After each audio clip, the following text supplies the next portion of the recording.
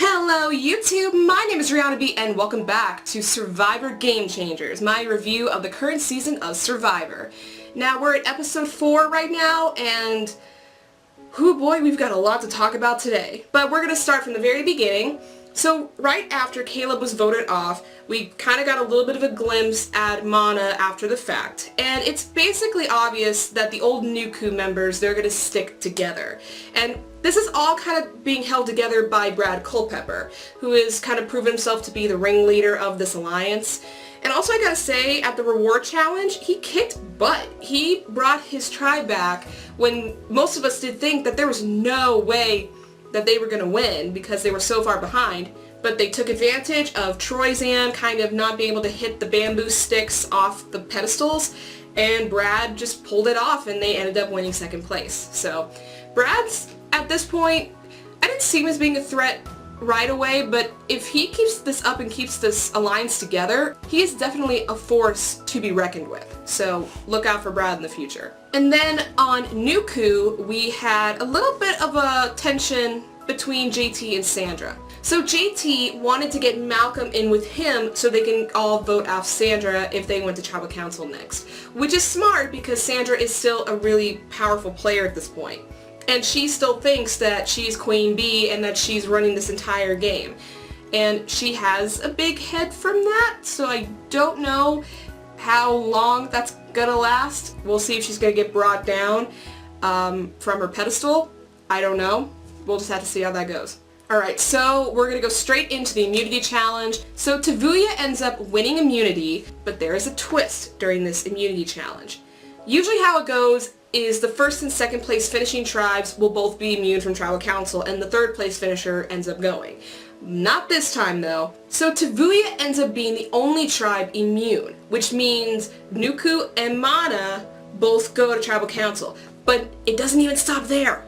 There are going to be 2 Tribal Councils. Both tribes are going to have to unanimously decide who's going to go home from either tribe. That is insane. That has never been done in the history of Survivor, and I was a little confused when I heard about this. I'm like, oh, are they going to go to someone else's beach and they're going to like all talk about this, or are they just going to go their separate ways and just going to kind of let it play out of Tribal Council? I mean, this is just something that seems so ridiculous and crazy, but you know what? In a season of Game Changers, anything can happen. So, yeah. You know, this is a season where anything can happen, and this shouldn't be too much of a shock, but it still kind of is, So both tribes go to their camps, and they talk about who to vote off, and kind of the only 2 names that were popping up at this point were Malcolm and Sandra, but it was kind of up in the air because JT and Haley were both the swing votes. They could flip and totally change the game and the dynamics around to get somebody else out. So finally we get the Tribal Council, and things are a little awkward and a little bit on edge because no one really knows what's gonna happen.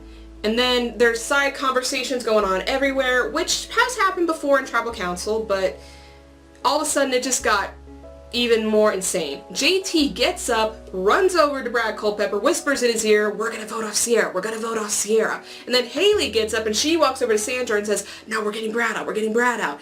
And then all of a sudden, both tribes just splinter off in their own little corners and start talking to each other, and at one point Malcolm and Sierra, they're sitting next to each other and they're like, "Oh well, like, yep, this is happening, like, okay, like, what the hell's going on?" And it was like, I'm sitting there and I'm watching this and I'm like, this is insanity.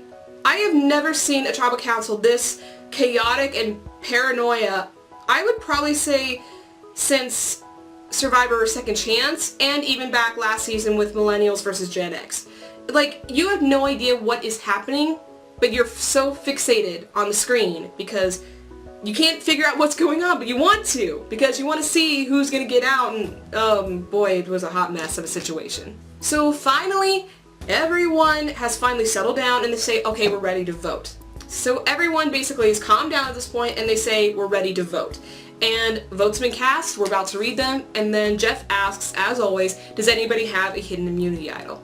Well, earlier, Ty did find a hidden immunity idol, and the big question was, is he gonna play it tonight to save somebody else? And he kind of looks around at his tribe, and he's like, okay, what do I do? You know, Brad whispers in his ear, play it, do it for Sierra, do it. And he plays it for Sierra, and lo and behold, the entire Nuku tribe had voted for Sierra, which basically means Mana had control at that point to take out anyone they wanted to out of Nuku.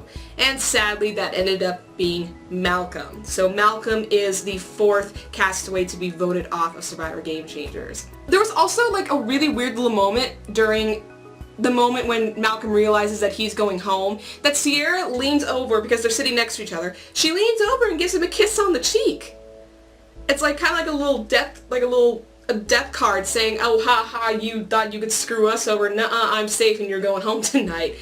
I found that like really funny, but at the same time I just felt so bad for Malcolm. Now, I knew Malcolm was never going to win Game Changers. I knew that for a fact. He was too much of a big threat to take all the way to the end and to win. But I do like him. He can be cocky, but he is good in challenges. He is a pretty good strategic player. He can talk to people pretty well. It's just, he always tends to have bad luck whenever he plays. And it kind of reminds me of how Ozzy used to work back in his early years. He always had bad luck handed his way and he couldn't get himself out of it. And I feel like that's been passed on to Malcolm now. I guess he could say that he got voted off in one of the craziest tribal councils ever. I don't know how much solace that's going to give him though. So, I mean, I feel bad for him, but I knew he wasn't going to win, so I'm not entirely surprised that he's out, especially since every week a good player is going to go home regardless. So that's, in a season like Game Changers, what can you do? Also, I don't know, if JT hadn't talked to Brad, I don't know how this really would have transpired. I think this could have completely changed. You know, the whole entire tribal council would have been completely different if JT had not gotten up and talked to Brad.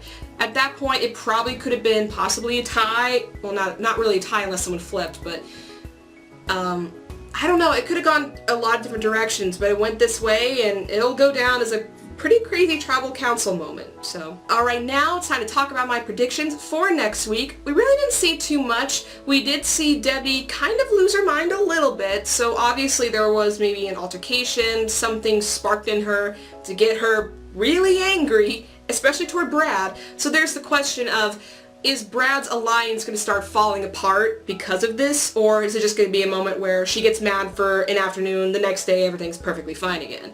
We're gonna have to see about that. And also, we're gonna see the aftermath of Nuku's tribal council, because JT has got some explaining to do to everybody else. So we're gonna see if maybe he did this to save his own ass, if he's doing it to prove something to Brad. I have no idea. We're gonna have to figure that out, but he's gonna have to do a really good job of defending himself because he is in some hot water at this point. Alright, now it's time to talk about my possible elimination predictions. Alright, if Mana goes back to Tribal Council, Haley is still gonna be high up on the chopping block because she is still an outsider out of the Alliance. But I think Ty could also be a possible name floating around. Mostly because he's proven himself as a loyal member. He is very loyal at this point. He got rid of Caleb, and he's still stuck to them during this tribal council, and played an idol for Sierra. So he's proven his loyalty, but he's also proven he can be very sneaky. He found that hidden immunity idol. He did tell people, but he did find it when no one else was looking at it. So I don't know if that's going to hinder him in the future, but we're going to have to see on that. But I still think Haley is still a notch higher. If Nuku goes to Tribal Council, I would still have to say Sandra is definitely still up there, but I think JT, after his move in the last episode, I don't know how well he's going to be able to recover from that unless he maybe finds a way to get into the Alliance. I don't know. Or he finds an idol, which no one at this point has found an idol on the Nuku tribe. So we're going to have to see how that goes, because I think JT is going to be a little higher because of what happened, but I wouldn't put Sandra out of it quite yet, because they can't take her too far. If they take her too far, she's going to win again. So she's definitely up there, but going off what we know right now, it's definitely JT on top. And then if Tavuya goes to Tribal Council, Suri, I'm going to keep saying Suri whatever tribe she's on, because she needs to go home. Because she needs to go home. If she doesn't, if she gets far enough, she's gonna win the whole thing, and you know, it's too obvious, so she definitely needs to go sooner if anybody else has a shot at winning this game. Besides that, probably Troysian would be up there. He does have a hidden immunity idol, which is a benefit to him, but he's really going to have to read into what everyone else is saying around him, because if he doesn't, and if he doesn't play it, he may be out. But I still think that Suri is a little higher up on the chopping block for Tabuya. Alright guys, so that is my review of episode 4 of Survivor Game Changers. I hope you all like it. If you did, please give it a thumbs up. Leave me comments down below. Give me your prediction on what's going to happen in the next episode. How did you react to tonight's Tribal Council? Because it was insane. And as always, if you want to see my future videos or videos I've already done, go ahead and hit subscribe and hit the little bell icon so you can be notified when my videos come out. That's all I have for you guys today. Until the next video, bye! Mwah.